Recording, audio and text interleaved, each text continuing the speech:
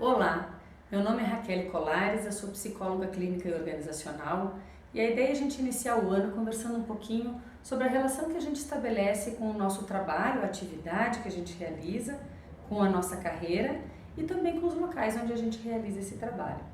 Via de regra, quando a gente pensa na nossa relação com o trabalho, vem um viés de sofrimento e adoecimento que há muitos e muitos anos é propagado e quase que estabelecido como uma verdade. Mas as coisas na realidade não precisam e não devem ser assim.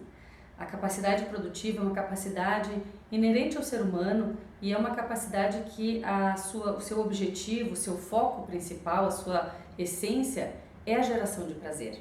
Então o ser humano por natureza é produtivo e quando ele realiza essa capacidade produtiva, ele deverá na realidade não adoecer, mas sim se preencher da sensação de prazer. Por que então, na nossa relação com o trabalho, que ocupa tanto tempo e tanta energia da nossa vida, isso não vem acontecendo?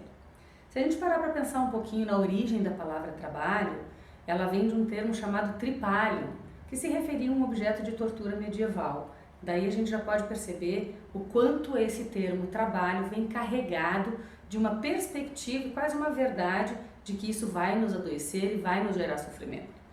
Parando para olhar um pouquinho pelo lado da psicologia e da natureza humana, a gente percebe e comprova cientificamente que o trabalho é uma fonte imensa de geração de prazer e saúde.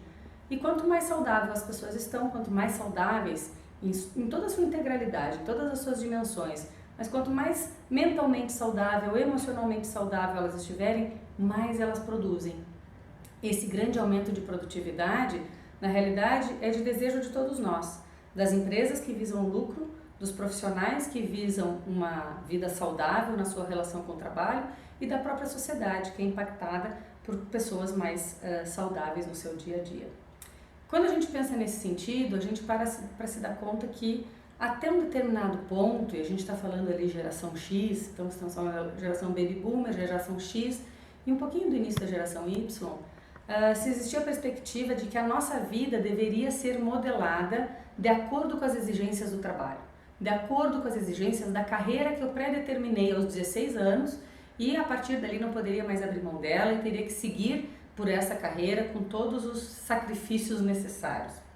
Hoje, com as gerações novas que estão entrando aí e com os estudos a respeito da relação do homem com o trabalho, da importância da saúde no ambiente de trabalho, a gente percebe que hoje quem serve a um propósito de vida é a nossa carreira, o nosso trabalho. Então, antes da gente poder decidir o que efetivamente vai nos trazer um trabalho prazeroso, saudável e realizador, a gente precisa entender quais são os nossos propósitos enquanto ser humano. Quais são os nossos propósitos de vida? E aí a exigência de que esse trabalho, essa relação com a produtividade e onde eu vou exercer esse trabalho tem a ver com esses propósitos. A partir disso, então, fica o convite nesse início de ano para uma reflexão a respeito de como anda a tua relação com a tua carreira, com o teu trabalho. E no próximo vídeo a gente vai falar um pouquinho sobre ferramentas e técnicas que se vem utilizando em processos de desenvolvimento de gestão de carreira. Pessoas que querem fazer esse processo reflexivo, ter uma estratégia, um planejamento bem estruturado para fazer da sua carreira e do seu trabalho uma fonte de prazer, realização e produtividade.